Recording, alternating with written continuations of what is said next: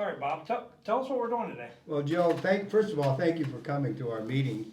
This is the meeting of the Vietnam Veteran Reunion, Annual Reunion in Ashland, Ohio. And these are the members that are organizing that. This is Carl Reichert, Vietnam veteran, Greg Gorell, Vietnam veteran, Jack Cadley, Vietnam veteran, and Ann Shar, the spouse of a great Vietnam veteran. And so all of us have put together this event, and it's happening on the 30th of March at the Eagles. Starts at 5, and we have a nice dinner and a meal and a speaker. And Carl, you've been part of this event for quite often. Why don't you kind of tell the folks what they might expect if they come? Well, we're going to have a great speaker. We're having it at the Eagles Club. They serve pretty good food there.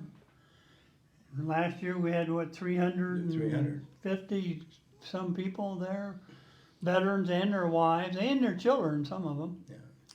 So if you can get away, come to the Eagles Club. It's $10 for veterans. Greg, where do you get the tickets?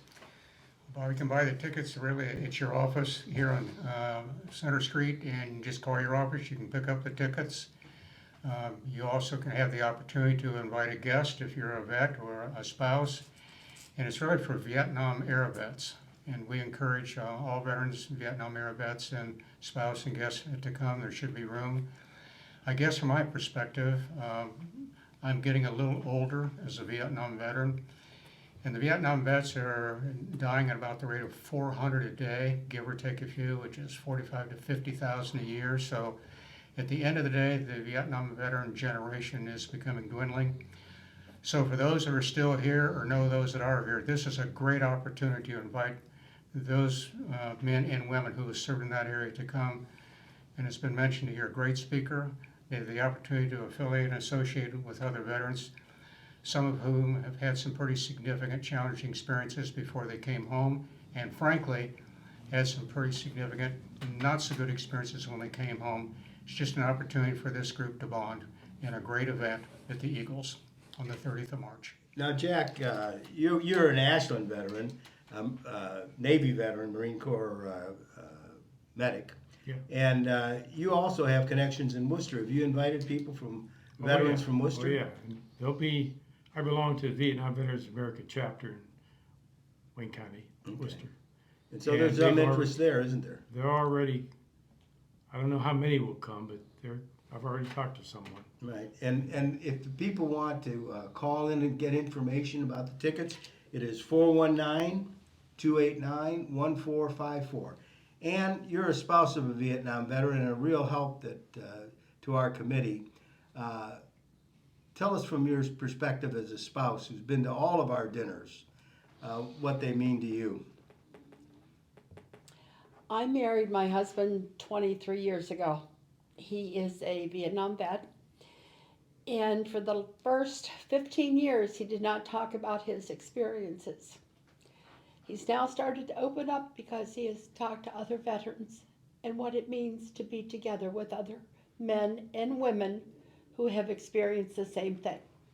And I'm just very thankful that I've been able to help on the committee. We've sent out 310 postcards, and we have sent out posters to about 100 different locations, and we're expecting a good crowd.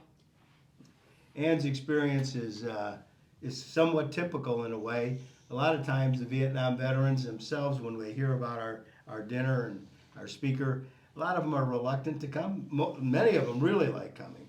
But some of them, when they first, they're a little reluctant. But when they come, they're so glad that they come. And when you talk to their wives afterwards, it's exactly what Ann experienced. They said, before they came to these events, he never talked about anything. Now, I can't shut him up, which is, we've heard that many times. I'd like to talk to you a minute about our speaker. Our speaker, I don't know whether you can focus in on this, but our speaker this year is an author. He just wrote a book called Cheerful Obedience, and it's a fictional account, but it's about basically his experience in the Vietnam War. And Patrick McLaughlin is his name, and he was with the 1st Infantry Division in Vietnam in 1967. I think a little bit in '68. I'm not sure quite about that. But he was a combat soldier in the bush, okay? And he was out there a lot, and he was noted for he walked a lot of point, which the veterans know what that means.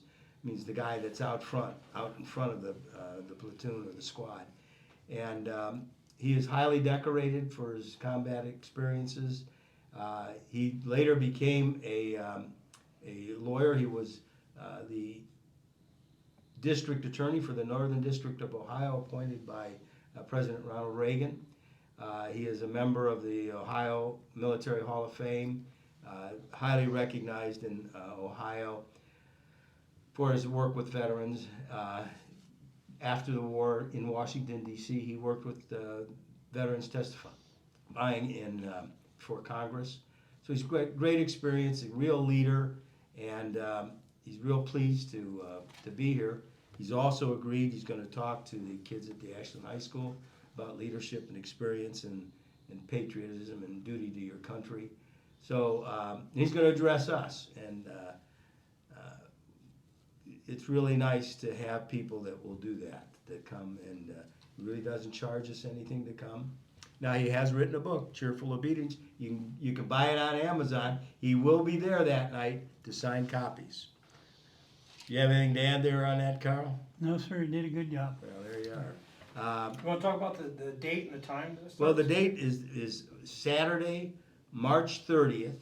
The doors open at 5. You're going to get a great meal. First of all, we have a social hour where we have little things that we do that I think the veterans will appreciate. And then we have a nice meal. We're going to have chicken and Salisbury Swiss steak, I think. Swiss steak? Swiss steak, I think that's what it is. So you'll have a nice meal with some dessert. And then we're having a speaker, Patrick will speak to us, and he'll also go through the tables, meeting the veterans. Everyone had a different experience in Vietnam, whether they were in the Navy or the Army, the Air Force, and the Marine Corps. But it was one common experience, and we've done this in the past. We've had pilots, we've had an astronaut, we had a triage nurse from a field hospital in Saigon, and even though they came from different perspectives, they all relate to the veterans, and the veterans' families do benefit by Love this. 'em. And we have to remember Vietnam era veterans Right, that didn't serve in country, right. because those of us who were in Vietnam depended on the support that they provided. Sure, We really appreciated that. sure. I think people forget the ratio is 3 to 4 to 1 support for every one of us that were in the field and actually in combat. And so without that support, as Jack's pointed out, life would have been a whole lot different. The one thing that's often forgotten and not talked about with the Vietnam vets is that, as Bob said, we all had different experiences, but when we came home, many of us, perhaps even most of us, experienced not so welcome greetings coming back to the United States. In my own case, I experienced in landing at Travis Air Force Base. When we disembarked and we got off the aircraft, they were burning the American flag and the draft card. And I, just speaking for me, because of that experience and other things that were going on in this country that I had no knowledge of while I was in Vietnam until I came home, it impacted what I was willing to talk about, but more importantly, things I didn't talk about for well over 2 decades. A lot of Vietnam veterans were in that mode, and I think coming to a dinner like this, and you, Bob, invited me to the dinner. The first year you invited to me, I was on an aircraft getting ready to leave the United States to go to Jerusalem, because I didn't know about the dinners prior to that, but I've been coming ever since, and I think it's a help to a lot of people who have served. And so it doesn't matter what you experienced there or here, this is a safe haven.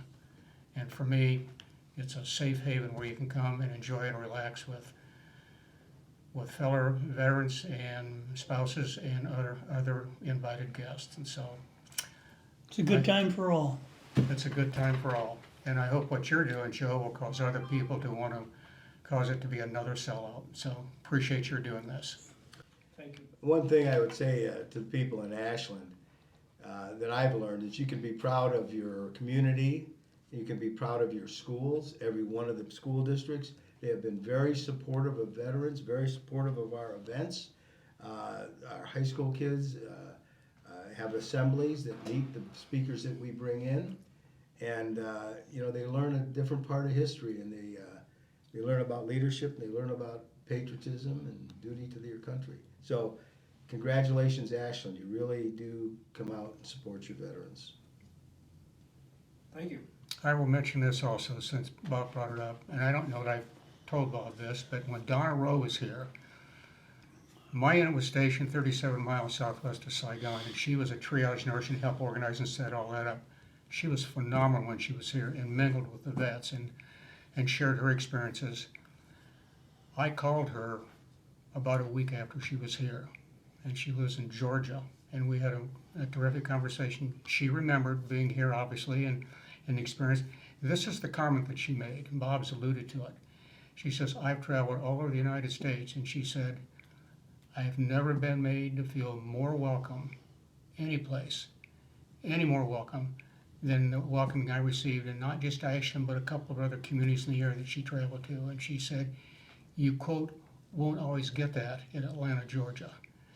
And that's the way she left the conversation with me. So this is a good place to be, and it's a good place for veterans and their guests to come and have a safe and enriching and even an uplifting experience, which 20 years ago we probably didn't think would ever happen. We hope to see you all there. Thank you, guys. Joe, thank you for all you do for ours. Appreciate it.